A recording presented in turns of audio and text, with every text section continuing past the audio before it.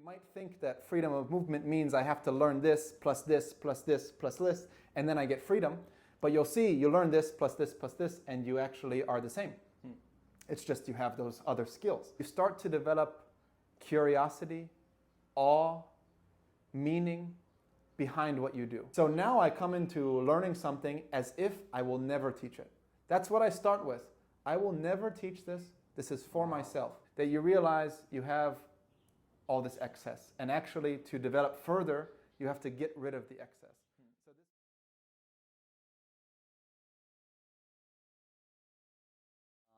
Well, first of all, Antonio, thank you so much for taking the time to engage in this conversation and answer my questions. Yeah, of course. I'm happy to have a conversation, even if this doesn't see the light of day. This is a good way to spend our time. Yeah, I think it will be a good practice for both of us for different reasons. Yeah.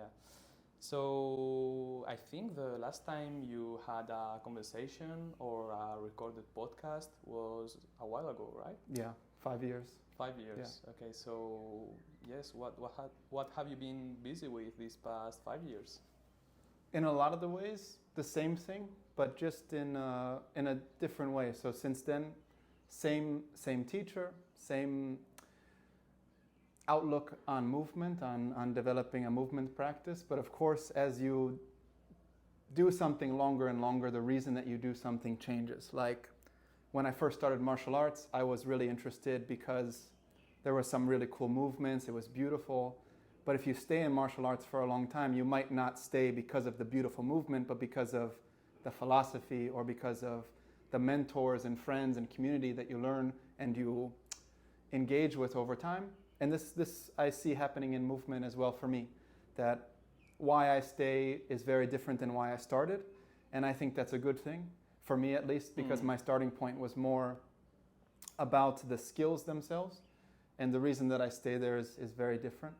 So in a lot of ways, the last 5 years have been completely the same, but then in a lot of ways, almost entirely different. Yes, different without being different at all, in a way, right? And this is also something you made me reflect the first time I came to train with you in person. I remember 3 years ago, right? Yeah. You asked me why I wanted to learn the skills I wanted to learn. I remember it quite clearly. We were by the pool. You had them in your house then. And at first I was also initially very interested in hand balancing, the one-arm handstand and the handstand push-ups and those kinds of skills. And I remember when you asked me this question, I hadn't really examined clearly why I wanted to learn these skills. And through that conversation with you, I kind of realized I just want these skills so I can get approved by people or I can get this recognition. And I think that really sparked an investigation of why we do the things we do and why do we practice the things we practice. So if you could share more maybe about how this journey was for you? Yeah, I can resonate with that a lot personally, and I think a lot of other people can as well.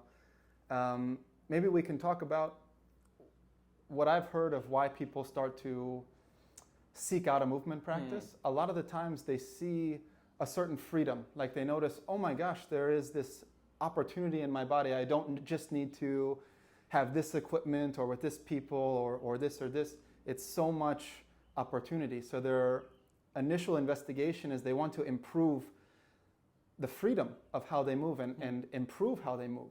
And the great thing is in the beginning, a lot of people are developing this. So they're learning new skills, they're learning to balance and becoming stronger and going with a community maybe, and this is great. But what can happen along the way is various things can pull you off of that path. So it's like we talked about at the retreat, you're kind of moving horizontally, expanding your freedom, learning all of these things. But then as you're expanding horizontally, something can take you vertically. Like for me, the vertical take was the handstand or strength work or meditation or anything could really take you off, even something non-physical. So if you are evaluating why you are practicing over the period of time, you will start to realize maybe closer if you're falling off of the path that you wish to take. Like, I wish to improve my movement freedom. But then you realize you're staring at the same piece of ground in a handstand for the last 5 years. Has that improved your movement freedom? No, it's just improved your handstand a lot. So maybe your aim has changed. Now you want to be a hand balancer. Okay, great. Then you keep doing that. But if you truly want to improve your movement freedom, maybe you have to decrease some of those practices. So for me, the strength training was really potent for me. I really liked that work, and I developed really well within the strength world. And then over time, I realized that I was getting too strong for my own good. Not in the sense that I'm super strong, but in the sense that it was overtaking other capacities. So if for example, in rock climbing, if I didn't have my strength, how would I rock climb? I would have to rely on learning technique very quickly because I couldn't perform it any other way. But if I have this strength, I can get away with it in the beginning stages, and then I'll hit a wall where I don't have any technique and I've just been using strength. Yeah. So I developed my strength to a certain point, and then I realized, okay, I have to maybe develop it in a different axis, as we talked about. There's different axes of strength. Or I can separate myself and develop a different quality and expand again my movement freedom. Yes, that's something that kind of blew my mind during the retreat when you shared these different axes of strength, and you had us go through a very simple strength session one of the days, and actually we struggled a lot with things that are supposed to be really simple considering our level of experience or whatever, such as push-ups or rows, but you just changed a little thing inside and it was gone. And that makes you realize how we tend to chase the next shiny thing or the next skill, and we build on top of very shaky foundations, right? But if we were really interested in developing how we move and to learn movement, maybe with a capital M, and not just movements, there has to be a deeper process going on. And you are teaching this, and I think I'm learning this through you.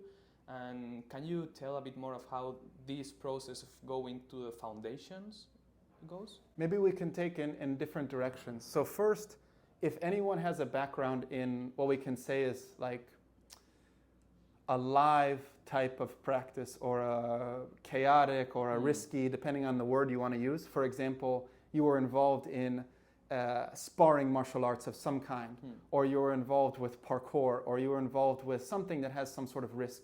You will see that there are certain techniques you have to learn. So in wrestling, you learn a double leg takedown, you learn how to hand fight, you learn all of these different things. And then you go with a person that is trying to prevent that, and you realize none of those techniques actually work. It's not that they don't necessarily work, it's that they have to be adapted to the situation. So in learning movement, it's no different. I develop a certain capacity, let's take it very basic, I develop the row. But then there's so much inside of that row. There is our breath, there is our posture, there is our connection, there is the amount of force that we're pulling on one side versus the other, and there's all of these things that we can investigate, but we can just get stuck in how many reps am I doing, or how much weight am I doing? So this is what can pull us off of that development of all of this strength that we're talking about. And then in terms of foundation, if we're looking at different things, let's say something more complex like a spinning kick or doing a complex acrobatic element, we can start to break down what's inside of that thing. So one of the things that we worked on is this ability to absorb into the ground in a lot of different things actually. And if we look at how we move in a very general sense, let's say I'm standing and I'm walking around the room. If you saw somebody walking around the room with straight knees, you would immediately be like, why is he doing that? He has a problem, he can't walk. But then you see the same thing in acrobatics, you see the same thing when you're moving on the ground. You just don't connect it in the same way. We should be absorbing into the ground. This is part of the foundations of it. But maybe we either weren't taught that, or it wasn't natural to us, or various reasons. So this is why we go back to some of these things that make the movement. And if we learn, for example, how to absorb the whole body into the ground, I can take that into any element that I want, and I can use it inside of there. And that's an example of kind of building this foundation and then expanding it into skill. So in the example of wrestling, I have to develop technique and skill, but then I put it into a scenario and I test it. Oh, that doesn't work, or he reacts like this, or he reacts like that, and then I have to adjust within the scenario. Yes, it's really interesting and something that really opens the door for much more development than just learning the next skill or chasing the next movement. And speaking about wrestling, because during this retreat, well, for those who don't know, I don't know if we've mentioned it, but for the past 7 days we've been in a retreat led by Antonio, and for the 3 days prior to that we've been also lucky enough, at least me and your student Dimitris, to be part of an immersion, of a private immersion as well. And through the retreat you've introduced us to the practice of wrestling. And I've never been directly in contact with wrestling, but I think it's a really interesting practice because it takes you back to maybe some of the most primal forms of movement, right? So if you could maybe share your thoughts about that? Yeah, first, if we look at wrestling, I started wrestling when I was 7, and then after a few years, my mom made me make a commitment. She said, either continue until the end of high school with wrestling every year, or quit wrestling and choose something else. So I chose wrestling, and for 5 years of wrestling, I loved it. And then for the last 5 years, I absolutely hated it. So that was a really nice process for me to be able to, okay, I have to come to practice, I have to come there. So I have a lot of experience in wrestling, but actually I never developed myself as a wrestling coach, and I'm not a wrestling coach. I wouldn't go to teach wrestling, but I think there is, in particular, but I think there's a lot of benefit we can get from learning various things inside of wrestling. For example, working with a partner that wants to do something that you don't want them to do. That's maybe something we don't interact on a daily basis, but as you said, is very maybe natural. Maybe you have experience with your family members or brothers or sisters. You just naturally kind of make contact with one another, sometimes with the intention to hurt, but sometimes with the intention to play. Yeah. And we see this in a lot of animals as well, just play wrestling and play fighting. And even with our dogs and cats, they will fight with us, but in a playful way, hopefully. So I really like this art, but the problem is, if we want to learn wrestling, I think the majority of people that are adults learning it are maybe in MMA, or they are in some sort of grappling art already. So they're in jiu-jitsu and they want to improve their wrestling. So they go to a wrestling class. But you wouldn't see, maybe, I don't know, you wouldn't see a 35-year-old that is interested in movement going to a wrestling class. It's probably not that common. Part of the reason is wrestling is extremely risky in a lot of ways. Someone is trying to hurt you, the other person is trying to hurt you, they're trying to put you in certain positions. So if you're not able to absorb those forces, if you're not able to manipulate, to be soft when you need to be soft and hard when you need to be hard, you can very easily get injured. You can tear ACLs, meniscuses, shoulders, all of this, just as is present in grappling arts as well. So the way that we approached it, I mentioned it, no one felt like I'm gonna get injured. But we were really wrestling. We were really trying to take each other's back, not let each other stand up. And I think that's a really nice process to go into, to feel, while somebody is trying to manipulate my body, and I can't find the way out of it. And then you have to work within this world. It affects us emotionally, it affects us mentally, it affects us physically. And the nice thing that I heard from Dimitris, actually, he said, I wish we did even more of the wrestling. And yeah, I think that was a good place to stop with the wrestling. When you want to do more, okay, we move to the next avenue. Yes, I think that was truly a gift that you shared with us, and I think it speaks also volumes of your quality as a teacher, that you had people with absolutely no experience in martial arts and experienced martial artists in the same room, wrestling together, an idea you already have spoken about in your YouTube channel and you've shared with us many times. is the difference between practicing and training. And you had us go through a very difficult practice the last day, in which we had to try to figure out what you were doing, and you were not speaking at all. We just had to, in the moment, figure out and try to imitate you. And afterwards, you've made us reflect that maybe we tried to go as fast as possible so we could complete the reps without really going through the process, or trying to numb ourselves, or trying to get it right, at the cost of really developing something about ourselves in the process. And I think that's a very valuable insight into the difference between practice and training, and I would love to hear your thoughts about this difference. Yeah, a few things maybe.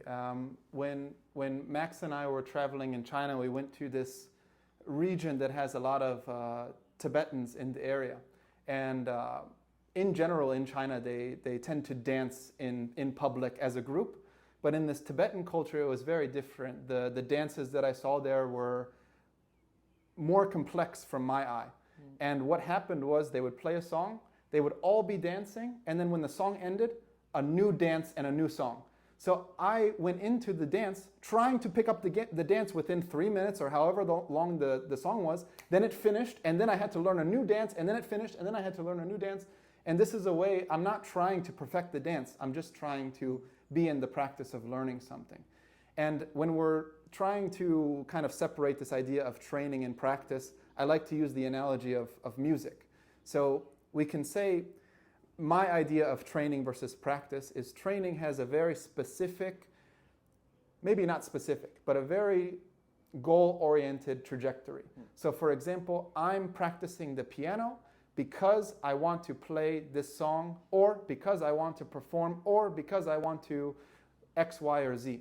But when I was learning music in China, in Wudang, for example, they have a completely different way. Their way is, the practice of music is not to give anyone else to hear the music. It is to give yourself this practice. So you do perform, like sometimes you will be asked to perform, but you're not practicing for that performance. You are practicing for yourself.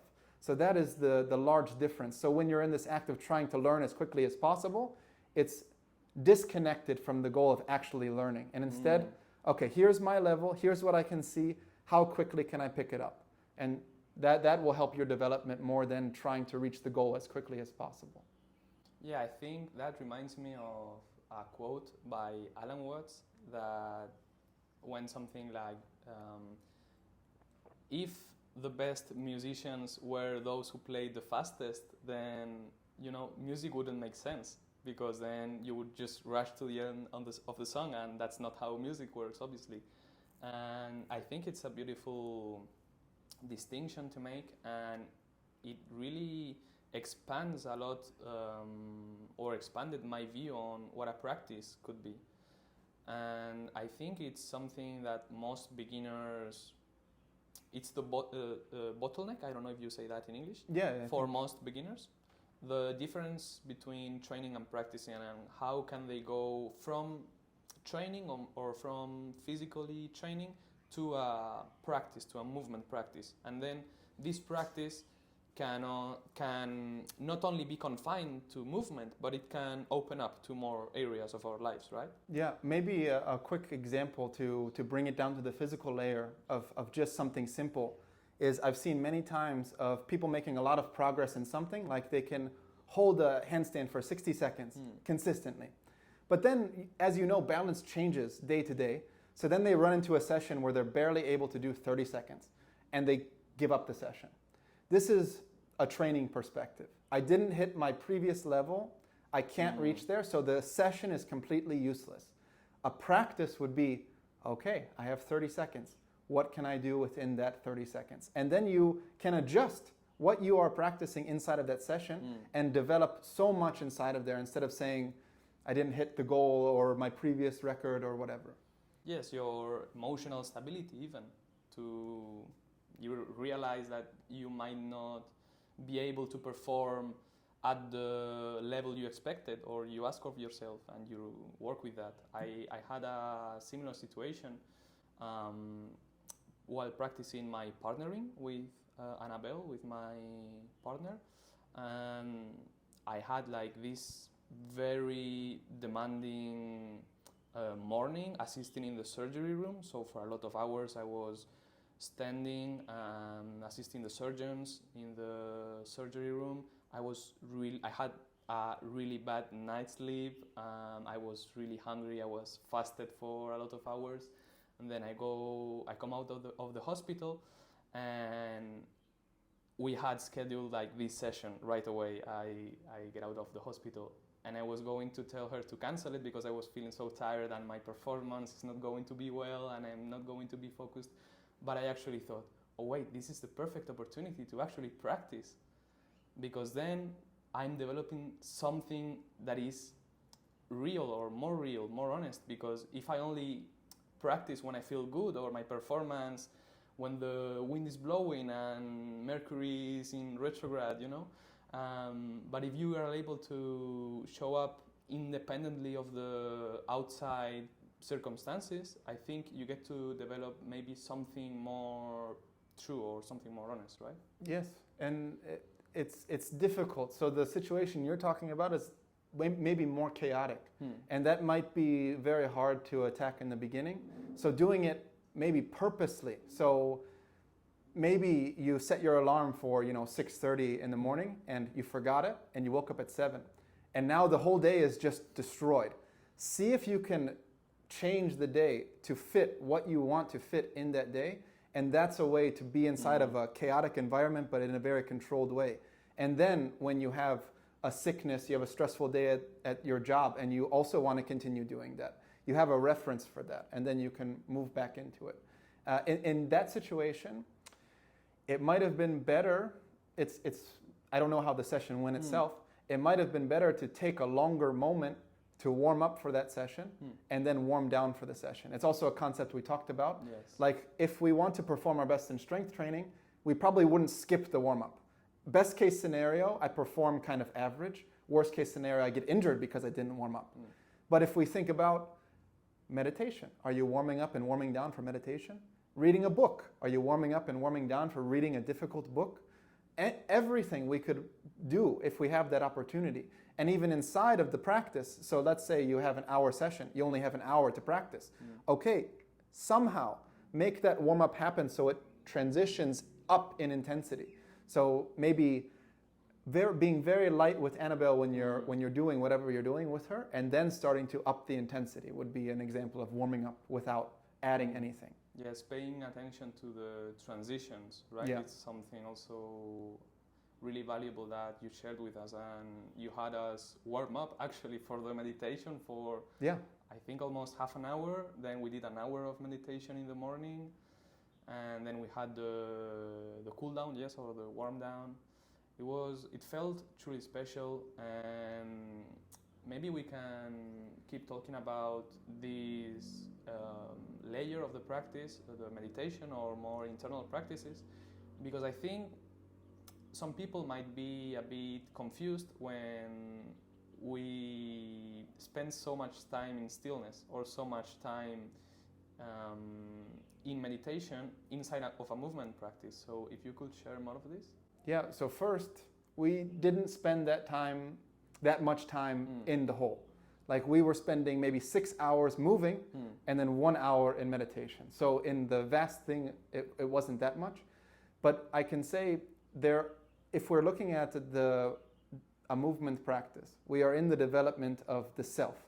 And the self isn't just how fast can I move or the physical qualities. It is also, for example, our ability to be calm, our ability to maintain focus, our ability to breathe, our ability to have more deep sensations, more sensitivity. And the beautiful part of this practice is it's actually the exact opposite of what I like to do or what I'm inclined to do. So my body is very much inclined for like hard physical effort. That is what wrestling is, hard physical effort. And to sit down is a different type of effort that I wasn't ready for. So I started meditating only 10 years ago, and I started with 5 minutes per day, and that felt like too much.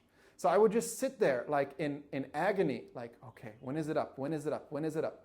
And then I slowly went up over time, went down over time, went up over time, and then I could engage with this practice more and more. So it's a different flavor of movement that we might not be inside. So there is movement inside of us. So there is like the external movement of all of this, but then there's all this internal movement when I stop. I can hear maybe the creaks in the joints. I can feel the movement of the breath, the movement of the heart, the movement of the digestive system, and everything else happening inside. So even we're not moving, we're still moving. Yes, that's something that you realize, right, with exposure to these kind of practices. And something that I also realized is how much is really available to us at any moment, but because we are numb and we are unable to feel ourselves and to really pay attention to what's happening, we cannot really embody this movement that is always present, right? And for me, it's completely amazing that after studying medicine, for so many years and taking so many anatomy courses and subjects and lectures,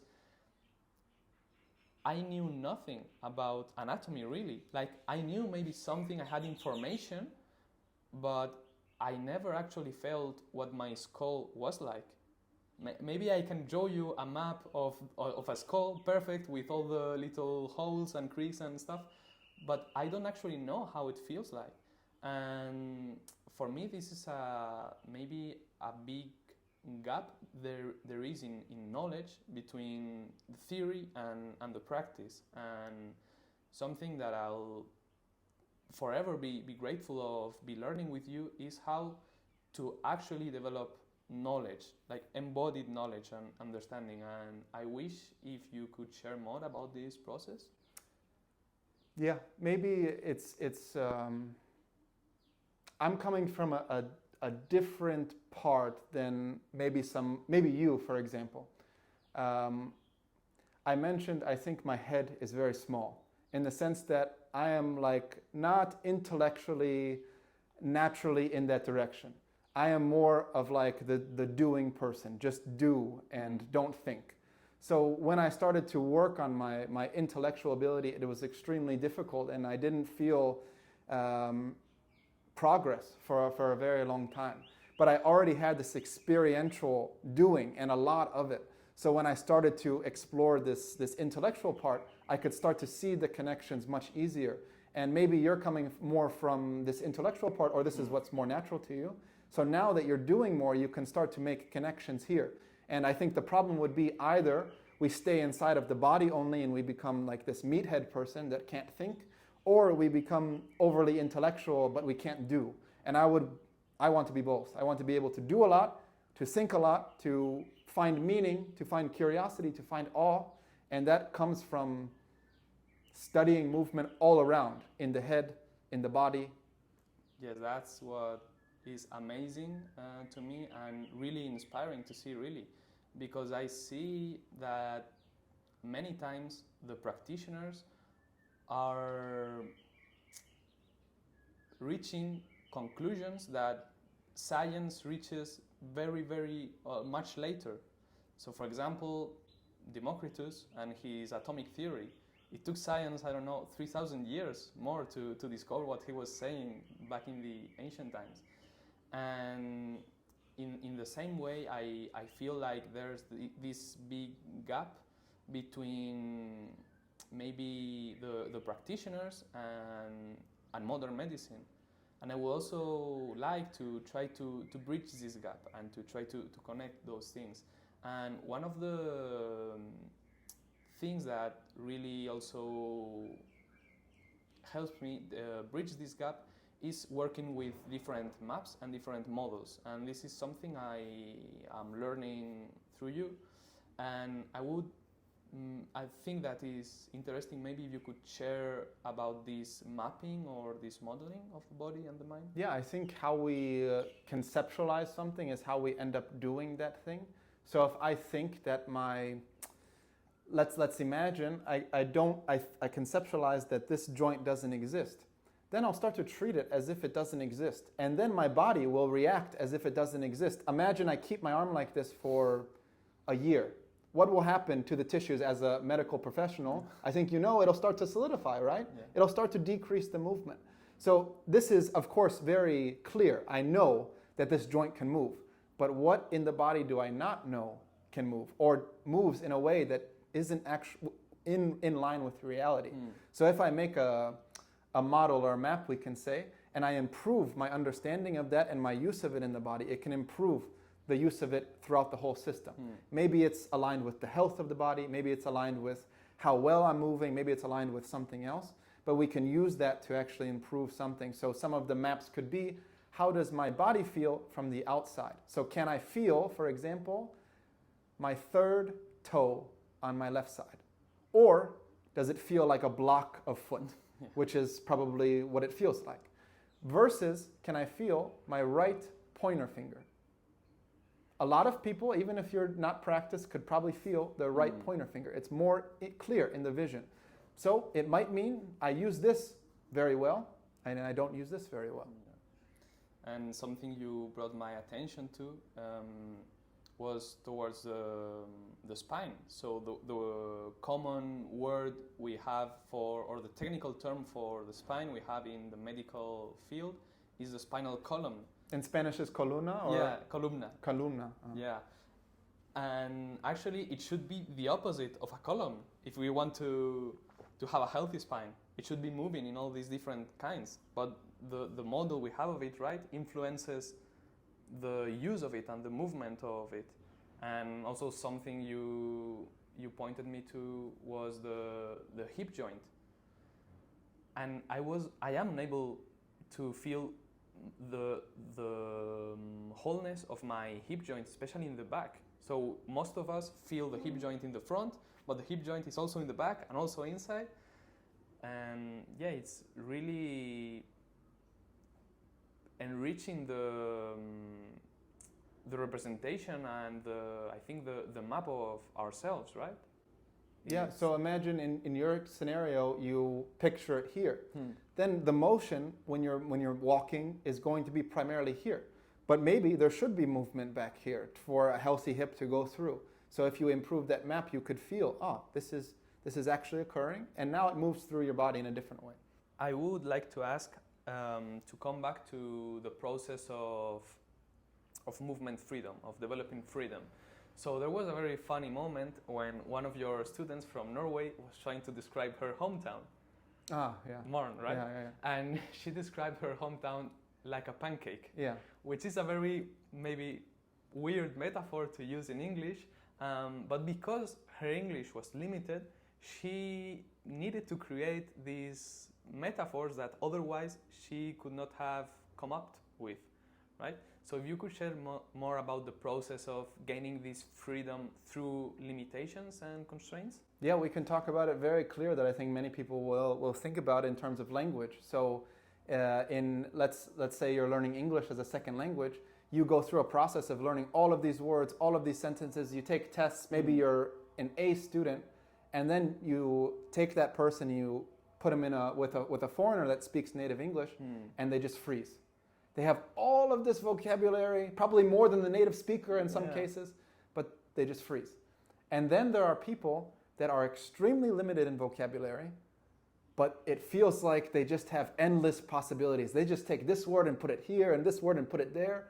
So there's this process that we might think I develop freedom by adding. But at a certain point, adding doesn't do anything anymore. You actually have to work within that adding. So this is what I see in terms of like freedom of language, and we can connect it with freedom of movement. We might think that freedom of movement means I have to learn this, plus this, plus this, plus this, and then I get freedom. But you'll see, you learn this, plus this, and you actually are the same. It's just you have those other skills. So instead, we want to learn how to open up the environment just like the person with a limited vocabulary opens up their environment. So how do they actually do that? How do they take that limited word and use it in an open way? They're in constant practice of it. This is what I see. The people that speak English the best are the people in constant practice of English. That makes sense. So The same with movement. Are you in constant practice with movement, or are you in constant practice with physical ability? Yeah. That's different maybe. Maybe you're preparing for something, but you never actually move. So, for example, let's say wrestling. I train the double leg technique, or I train the hand fighting technique, but I never spar with anyone. Any wrestler would tell you that guy's going to be terrible. Versus you don't teach any technique and you just have that person spar, I think that person would be much, much better. Even they don't have the specific techniques, they would learn techniques from enough sparring. And I also think that in the process of developing movement freedom, one must address also the mental layer, right? And we did so at the retreat every day. We had a lecture by the end of the day, and you exposed us to very complex ideas, and we worked with different philosophical ideas. And I think this is also an overlooked component of the practice. So most people get stuck on the maybe more physical layer and what we talked about. But I think it's important also to educate in those layers, right? And so I would be really interested if you could maybe share more of the education at this level of the mental layer of the philosophy. Okay, maybe not even stuck to the philosophy, but just the mental layer in general. Let's say I'm only interested in moving my body in a specific way, a general way. I require a certain amount of focus and attention in order to do that. And if that is lacking, then I will just be all over the place, looking at butterflies as they pass by and not developing in one direction. So an ability to maintain focus for a prolonged period of time is a very important quality for anybody to develop. And this can be developed through many practices. For example, I sit down and read a book, I need to maintain focus, or I do something in meditation or anything really. But that is part of this mental layer. And then we have more of the intellectual layer or the philosophy layer. I think one of the most important things of this layer is you start to develop curiosity, awe, meaning behind what you do. And let's say you don't develop that. You have no meaning, you have no curiosity, you have no awe. One possible scenario, if you don't have that, is that you keep practicing, but in a disconnected way. You're robotic, you're automated, you're habitual, because you have no meaning to what you do. You just keep doing what you're doing. And then on the other side, you might fall off completely and stop doing what you're doing. And if you have this meaning and curiosity and awe in the background pushing you and supporting you, it is a big motivating factor to have these goosebump feelings like, oh my gosh. If you have that and it really supports you. Like think back to the last time you felt in awe of what you're practicing or yourself. That is a very powerful sensation, and it can be developed through the philosophical side, through the physical side, but this is maybe a really important part. The other, developing this more philosophical side or reading helps us to not be corrupted as easily. So for example, there are many people that are making a living on the human body, let's say with stretching or strength training, when all they are talking about comes from one book. They read one book, and then they just keep repeating everything in that book. If you haven't read that book and you listen to them talk, you'll be like, wow, they're really well researched in strength training or stretching. But if you have read that book, you can hear, oh, all of the information they're talking about comes from one book. So it's not necessary that you don't follow them. You could still follow them. They might be a great teacher or a great coach. I'm just saying you won't be corrupted by that process of that's somebody that's well researched. So this can be the other part of it. I definitely felt that, what you said, the awe and the curiosity when we talk about these deeper ideas. And specifically, you gave us a lecture about one of Plato's the dialogues, right? In which it was from the Republic, right? Yeah. From the book of the Republic, in which Socrates, Plato through Socrates, right, speaks of one of the most, I think, famous allegories in the history of philosophy, and it's the allegory of the cave, right?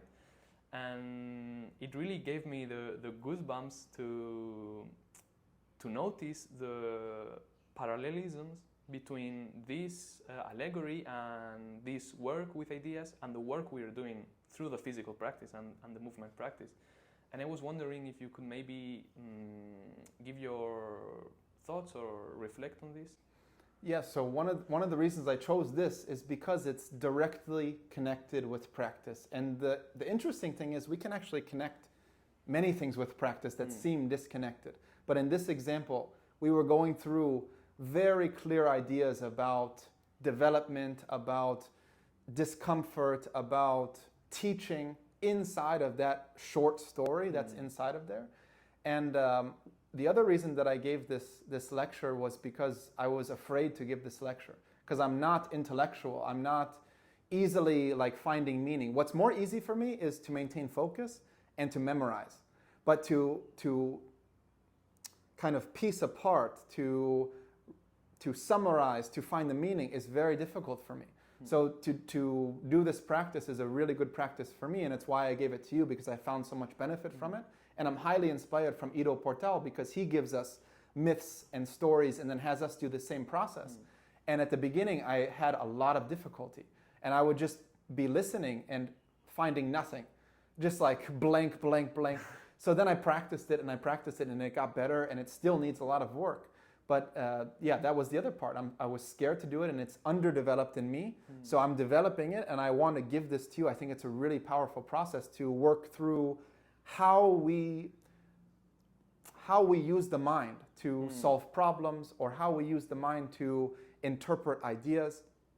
And I think the allegory of the cave is a nice, maybe a difficult entry, but a nice entry into that concept. And I think it overall was done very well by the people to be able to summarize material and then find meaning behind it. So for example, I think you've probably had the experience, I know I have, of reading a book, let's say for 10 minutes or 30 minutes, and you finish reading and you remember nothing. Like you just were blankly looking at the page. And I think that happens to a lot of people that read. And if we can develop an ability to actually stay with the material, we can take what we want to take from that material. So that's what I hope to learn from this process. Yeah. So yes, that's regarding to the process in itself. I think it's really valuable to work with the mind in this way, but also the content of this allegory in itself. I think it speaks a lot about the practice, right? And it was written by Plato, who we know was also a practitioner, a wrestler, right? Yeah. And for those who don't know, he was called Plato because he was so wide with his shoulders. We right? think his wrestling coach gave him the nickname of wide shoulder or whatever it is, Plato. And we also spoke about the origins of the movement practice and the history of the movement practice. And in ancient Greece, right, they had these gymnasiums, right, the place where people went naked, like quite literally. And Plato's academy and Aristotle's lyceum were gymnasiums. So this kind of development of the body and development of the mind was not separated. It was unified. It was part of the same process, right? And I think this can also be gained from the reading of these ancient texts, right? And in the allegory of the cave, maybe we can give a quick summary of the allegory so people can kind of understand what we are talking about. Okay, very quick and very quick. Yes. Cut up, okay? So there are people that have been born and living in the cave their entire lives. They are chained inside of the cave so they cannot move, and they're looking at a straight wall which has shadows of objects behind them. They can never see those objects, so they believe that the shadows are the reality. But if we're the reader of the story, we realize there's objects behind them that are the reality. So the process goes through, what if someone escaped the chains and starts to make their way outside of the cave? In the beginning, the eyes would start to burn, the skin would start to burn from no UV light, from no sun, and it would be extremely uncomfortable to get out of that situation. So if we connect this to like something else, if you felt this, if you felt the burning of the skin, the eyes getting tired from you escaping that, wouldn't the natural reaction to be go back to the comfort and stay inside of the cave?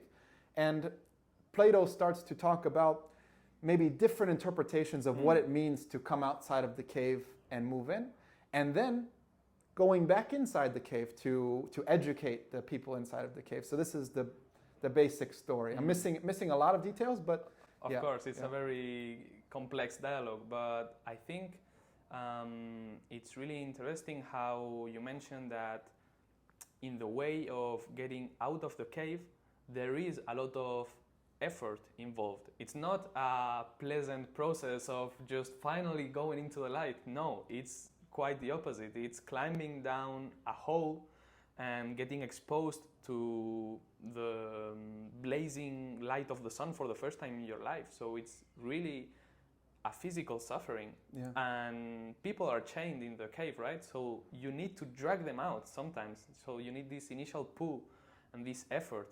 And I think this relates to the practice as well, right? In a more deeper layer, maybe? Yeah, like what I said with meditation. I was suffering for 5 minutes, even though it was only 5 minutes, and I wanted to open my eyes, or I wanted to move again, because it was so uncomfortable. It's the same as the sun is burning on me. And I stayed with it, and over time, of course, we become accustomed to the sun or the suffering, and then we can handle more and more. But that initial problem, I think, will be there. That initial effort to open the eyes or something, and that's something to keep in mind. Like when I started to work with reading more, extremely difficult. I had to start with something very simple, and Plato talks about this in the Allegory. If you come out of the cave immediately, you can't look at the sun. It's too bright, so you have to look at shadows first, and then you progress and you progress and you progress. And the same thing, when I read, I would just read fun, interesting books that are easy to read.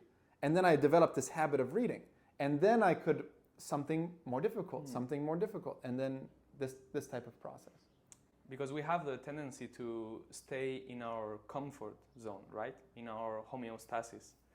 And to step out of this comfort zone requires a certain effort, right? A certain energy. And it's uncomfortable by nature. But this can bring us so much, because even at a very physical layer, our bodies, to be healthy, require to exit homeostasis from time to time so they can adapt, right? So I think this metaphor works on so many layers, even in the layer of the senses, right? Because we were talking about this numbness we have of the feelings, of how unable we are to feel ourselves, right? And yeah, maybe in different ways. Different people are more sensitive than others. I'm just on the other side. I think part of it has to do with, my history growing up as a child, but also wrestling. You're getting slammed on your back every day, hundreds of times. Do you want to feel that? Probably not. So what would be a way to not feel that? Okay, I numb myself a little bit. And over enough repetitions, you get better at numbing yourself. And then maybe with it comes certain emotions that aren't as prominent. Like, I don't feel pain as much as maybe some other people do, because I've gotten a lot of pain in different ways. And then the second part of the metaphor, which is not often spoken about, right, is going back into the cave. And in this process of going back into the cave, you also get this disorientation, and your senses are maybe feel a bit weird, because you have to get used again to the darkness. And the people in the cave, when they see you and how dizzy you are, or how unable to see well you are, will start judging you, right? And have you felt like this in a way? I think, I'm going to generalize, but I think everybody has felt like this in a way. Think about, you have had some sort of realization, any sort of realization, and you're really excited about it, and you go back and you tell your loved one or your family about the realization, and they just can't understand you at all. Yeah. That's the same type of thing. You haven't normalized yourself of, okay, how could I get this information across? I think one of the interpretations, at least the one that I have with my small brain, is that coming down from the outside into the inside is the process of trying to teach. You're trying to help somebody gain something, and to do so immediately without taking into account those people's perspective might end up like hitting a hard wall. The analogy is you come out from adapted to the sun, you come back into the cave, you're not going to be adapted to the dark anymore. So the people in the cave will say, oh, you lost your ability, you've gotten worse, what is wrong with you, never go outside again. But you have to become adjusted. Okay, you see in the dark again, and you take all of that, whatever you learned, into the dark. Now you can see, and now you can transmit the information. So it's like you've learned something.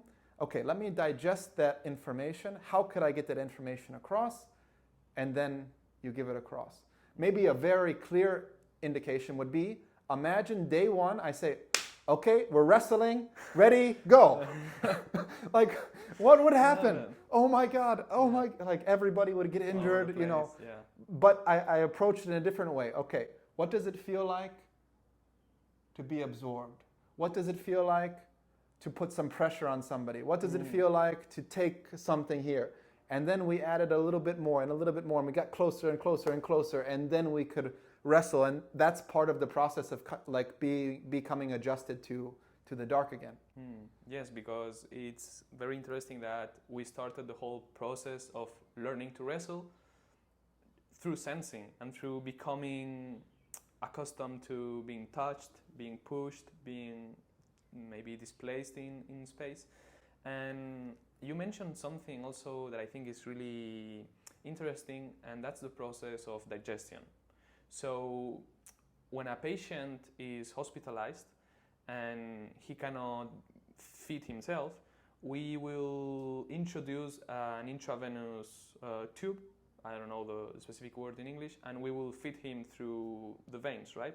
In this process, even if he's getting the right macros and the micronutrients and the calories are there and everything is there, they will completely lose their digestive system, their microbiota. It will become atrophied, you say? Yeah. And then they will have a lot of problems once they try to feed themselves again. Because in the process of digestion, there's something really important that happens, not only to the food, but also to the body, so it can be healthy.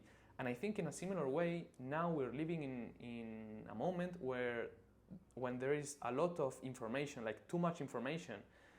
And I think this actually makes us dumber because we are not getting through this digestive process, this information we are receiving. And this is something I'm also working with you. And I wonder if you could share more of this process. Maybe if I come from the optimistic side, maybe this digestion isn't happening because you are so excited to share this information. Just like you come from the top into the bottom and you're immediately everything out.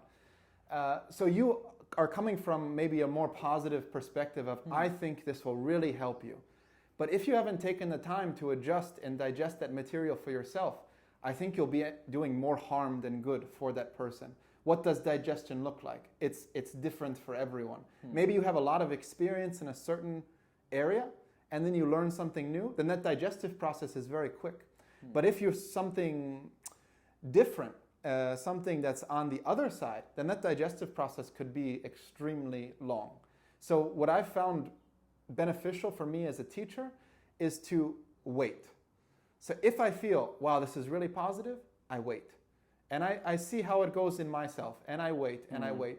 And usually, if I wait long enough, there will be a moment where I say, okay, I don't know a lot about this in my understanding. Like I feel I've improved my understanding, but there's still so much to learn. But I feel I've digested what I've learned. Now I can start to transmit it. And that's me like becoming adjusted to that darkness and then pushing it out. And sometimes it's still too early. And sometimes it's more of the right timing. Yes, that's something that was really inspiring for me when I knew you've been working with many subjects for many years, before even trying to share them or to teach them. That was, yeah. I used to come, so I didn't come into practice to teach. I came into practice for myself, which I think is for me, that was a very good starting point. Because if I came in to teach, maybe I'm coming to every workshop or my own practice to collect like little games and little, here's what I'm going to use, here's what I'm going to use. But I always came to, okay, here's what I'm going to use for here. Here's what I'm going to use for here. And then when I started to teach, it became very easy to fall into that same trap again, because I want to share information. But I found a very useful process of staying with something for a while before teaching. Like, I didn't start teaching wrestling. The first time that I taught wrestling was 2 years ago. I started wrestling when I was 7, and I wrestled for 10 years. And it doesn't mean, the length of time does not mean digestion. So I could be a great athlete of wrestling. I wasn't, by the way, but I could be great and be a terrible teacher, because I didn't go through the process of teaching that element or digesting that. I was in the process of athletics of myself. So that's also another process. So now I come into learning something as if I will never teach it. That's what I start with. I will never teach this. This is for myself. And then maybe there comes a point where I do teach it or I don't teach it. It doesn't really matter. I've been able to digest that material. Yes, I think that's beautiful, and it speaks a lot about your teaching. And one of the things I think that really helps is that trying to maintain this purity in the way you learn something and the way you practice something. And this is something I see in you, that you are practicing for yourself first, and something you've tried to teach me in many ways, that we should practice for ourselves first and foremost, and then maybe share it or not sharing it, but that's not the important part. This when I became interested in martial arts, like different martial arts, when I was like 15 years old, and at that point I didn't know where to go. So I would just like do some trial classes here and there, and I would take karate and I would take taekwondo and I would take this. And every teacher that I went to in the beginning, they weren't in practice themselves. They were just the karate teacher. Yeah. And I could see that, and I could, even I was 15, I could see, okay, they're no longer practicing what they're doing. They're kind of just resting on what they've already practiced on. And then I came to this guy named Chris Hoy, who eventually became a great friend, a great mentor, and he was in training. You could see it in the spark in his eye, in the way that he was teaching, and I didn't even care what he was teaching. I was just there. He was teaching Jeet Kune Do. All I knew was that was Bruce Lee's martial art. That's all I knew. And then I just took the classes for as long as I could, as much as I could. So having that as a teacher, as a mentor is, I think, really maybe motivational for you. Imagine your teacher isn't training anymore. Are you going to be as motivated to suffer through every day? Why isn't he doing it? Yes, that's absolutely true, and something that really inspired me to see you practicing every day on top of the teaching. This last retreat, during our immersion, you're in the practice, you're walking the walk, and then talking the talk, and then doing the teaching. But first, I think we should be practitioners, right? Yeah. And I think that's really powerful. So we've went through a lot, actually. I think we've touched upon almost all of the subjects I wanted to touch. Maybe some finishing thoughts, if that's okay with you. Yeah. For those that don't know, Antonio always hides some Easter eggs in the retreats, in the information documents, in the T-shirts, and the material. Did you see this one? This one. Oh, dang. So this year, in the T-shirt, maybe we can put an image in the video, there was this practitioner that's looking to a bunch of puzzle pieces in front of him, and at first sight, what it looks like is that he is trying to find the pieces that match the holes he has in himself, in the puzzle of himself.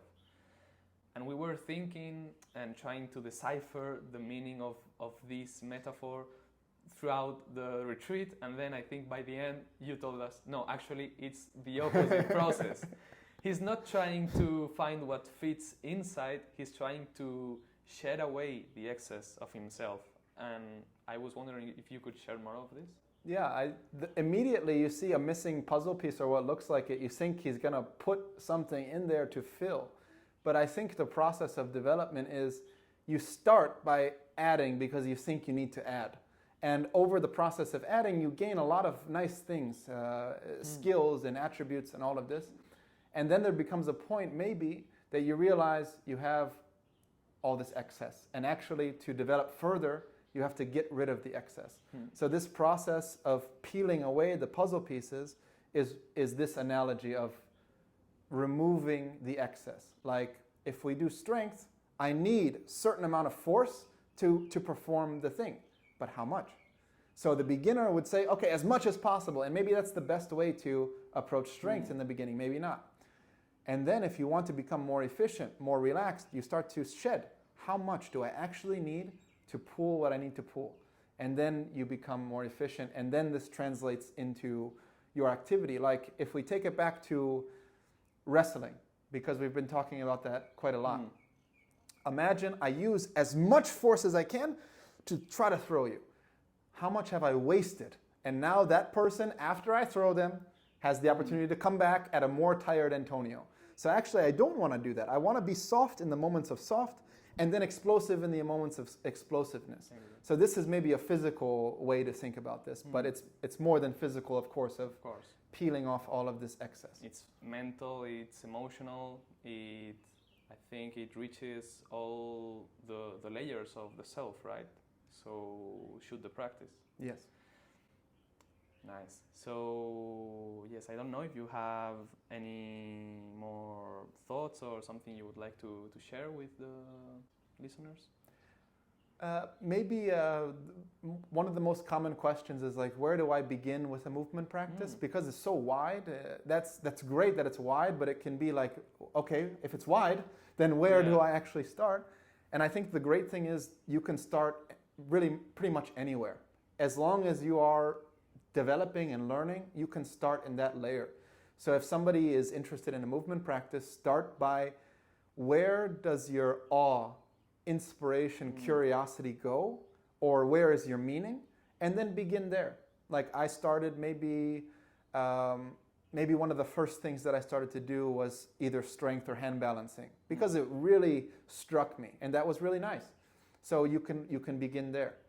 And if you have the opportunity to have a person, a mentor, a teacher, that is a very big factor.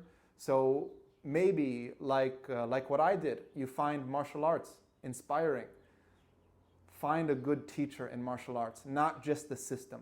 So I think the common thing would be you go on Google Maps, you type in Jeet Kune Do teachers, here's a 5-star one, okay, I go to this one. Instead, let me go through different things. Maybe I take the shell of martial arts and I move inside of this shell, but I look at the teacher of the shell, not the art itself. Yeah. And that's what's going to be a really nice starting point. Yes, I think so. And I cannot thank you enough for your guidance in this process and this journey. It means a lot to me, honestly, and I feel so grateful to have found you as a teacher and as a mentor so early in life. And I feel really grateful for all the opportunities you've given us and me, and looking forward for much more and deeper learning through you. Thank you, Miguel. Thank you very much for the conversation.